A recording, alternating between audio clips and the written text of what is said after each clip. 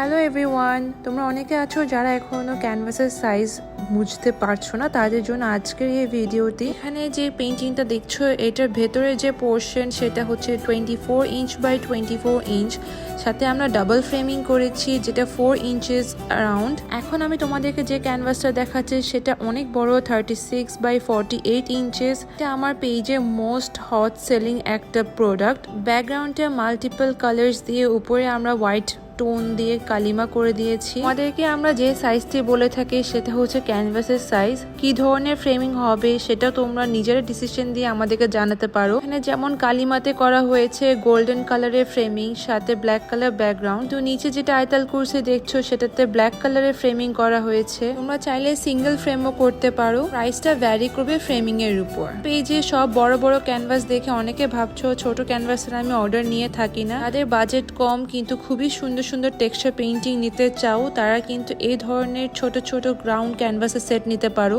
আমাদের কাছে কেন অর্ডার করবে?